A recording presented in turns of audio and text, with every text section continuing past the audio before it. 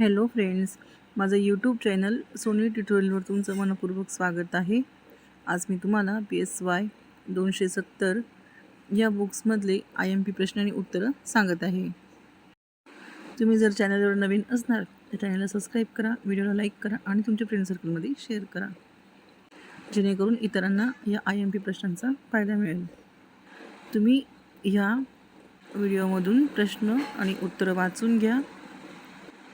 याच्यातून तुम्हाला उद्याच्या पेपरला प्रश्न उत्तरे येण्याची शक्यता आहे।